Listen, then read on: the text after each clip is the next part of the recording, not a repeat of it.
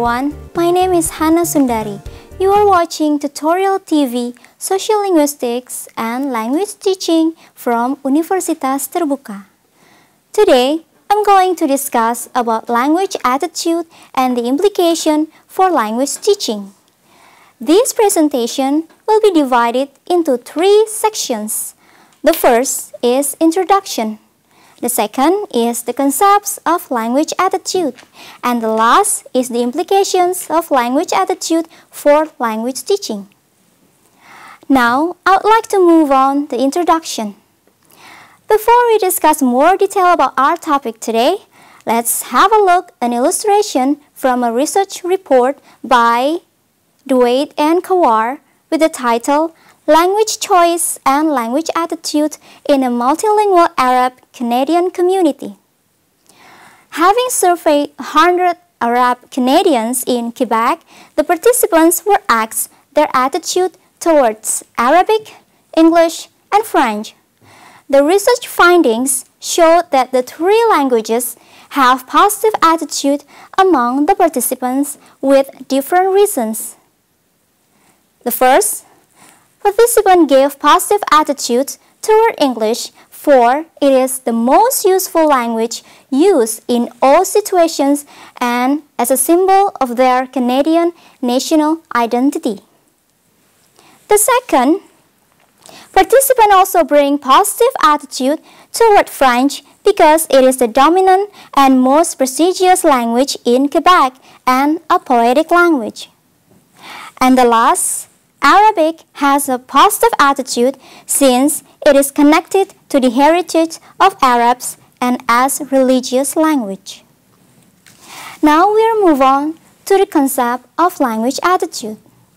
The term attitude, according to Petty and Cacioppo, refers to a general, enduring, positive or negative feelings about some person, object, or issue.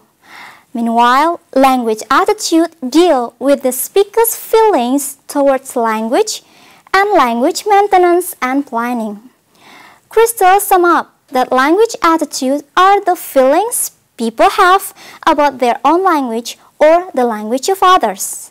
The attitude toward the use of different languages are motivated by the speaker's perceptions of the role of each language and the functions it performs in relations to each other. People choose languages which suit their various needs and purposes, and language attitude may reflect the speaker's impressions of linguistic difficulty or simplicity, degree of importance, and social status. According to Holmes, people generally do not hold opinions about language in a vacuum. They develop attitude towards languages which indicate their views, those who speak the languages, and the contexts and functions with which they are associated. Attitudes to language are strongly influenced by social and political factors. To be more detailed, language attitude is an umbrella term, refers to a broad range of possible empirical studies concerned with a number of specific attitudes. Becker identified major areas of language attitude as follows. The first, attitude towards language variations, dialect, and speech style. The second, attitude toward learning a new language. The third, attitude towards a specific minority language. The fourth, attitude toward language group, communities, and minorities. 5. Attitude towards language lessons. 6. Attitude of parents toward language lessons. 7. Attitude toward the uses of specific language. And 8. Attitude toward language preference. In cognitive theory of second language acquisition and the Materi model by Cresson, the role of attitude is emphasized, and there is a distinction between attitudinal motivational variables and language aptitude. Cresson also proposed the affective filter hypothesis. It refers to the way in which affective factors relate to second language acquisition. The filters influences the rate of language development by determining the amount of input the learners comes into contact with and the amount of input converted into intake. Kristen viewed that attitude toward the target language is an important affective variable, in addition to motivations, self-confidence, and anxiety states. Christensen then suggested the three-party model of language attitude, in which language attitude consists of three components: knowledge, emotions, and behavior, as we can see on the scene. Based on socio-psychological view, there are numbers of socio-psychological models and research of second language acquisitions to explain the individual factors, such as language attitude that influence SLA, as follows. The first, Gartner and Lambert. They firstly conducted earliest research the role of socio-psychological variables in SLA. They found that there was a statistically significant positive correlations between attitudes toward the second language, its speakers, and motivations on the other hand, and achievement target language on the other. In general, later studies have demonstrated that a number of other individual factors such as age, personality, gender, intelligence, and language aptitude, in addition to affective variables such as attitude, motivations, and language, anxiety appears to influence levels of proficiency in second language acquisition. The second is the socio-educational model by Gartner. The socio-educational model of second language acquisitions emphasizes the importance of attitudes. There are two types of attitudes. The first, integrativeness, the learner's willingness and interest to acquire the second language in order to both meet and communicate with speakers within second language community. Attitude towards the learning situations, the learner's evaluations of formal language instruction. Individual variables such as anxiety, language aptitude, intelligence are considered important in second stage of Gartner model. Other factors such as sociocultural milieu, the social and cultural backgrounds of the learners, formal instructions, and informal language experience are also considered to influence the language learning process.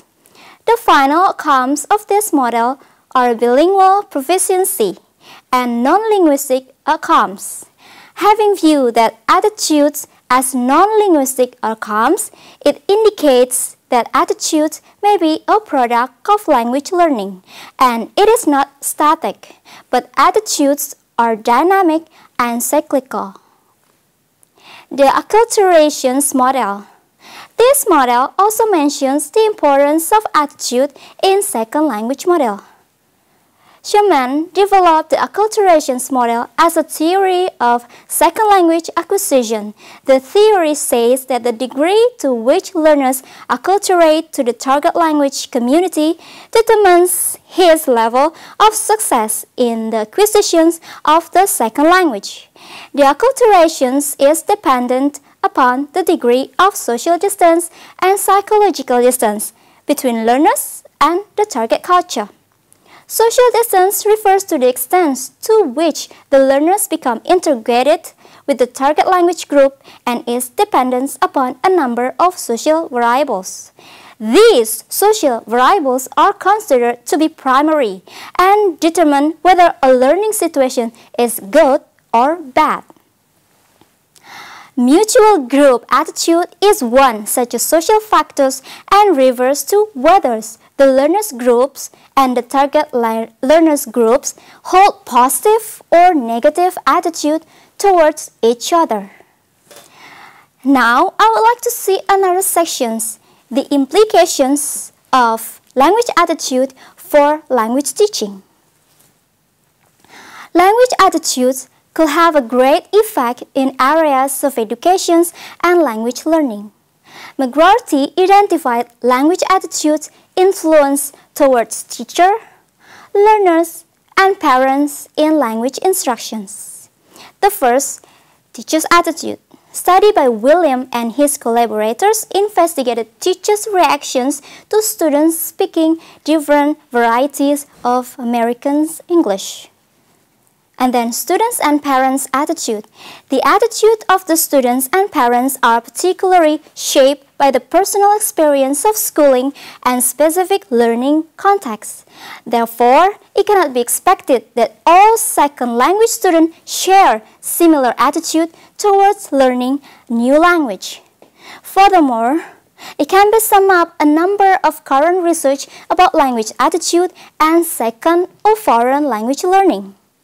The first, Bokina and Fernandez investigated the motivational patterns and attitude towards the use of English in social and educational contexts. In EFL engineering students in Madrid, they found that the predominant motivations among Spanish engineering students is extrinsic in nature, and most of the students have positive attitude toward the social values and educational status of English. Moreover, students have positive orientations towards English language. Then some research undertook a research with 184 Jordanian EFL female undergraduates to measure out their motivational orientations and attitude toward learning the target language and its community. The results showed that the learners' motivations was instrumental in nature, having utilitarian and academic reasons with the least impact of culture in it, whereas their attitude toward learning the target language and its community was highly positive. Then, in 2014, Göktepe examines 90 first-year business studies undergraduates at Turkey. Their attitude and motivations toward learning English as a foreign language. The result showed that these learners learn English mostly for instrumental reasons, and also integrative motivations is dominant motivational orientations for the learners in some degree. Study in Saudi Arabia 2015 explored the attitudes of students as well as study factors affecting towards learning English. It is also investigated the relationship between their attitude and their grade points average or GPA. The findings of the study revealed that the learners have overall positive attitude toward English, and that students with high GPA have the highest positive attitude toward English, followed by the medium and the low GPA students. To sum up, language attitude may give influence to the achievement of language learning. Moreover, a number of factors determines learners' positive or negative attitude toward language and language learning. Well, that's about it for now. We have talked about language attitude and the implications for language teaching. See you again on the next section, and thank you for watching.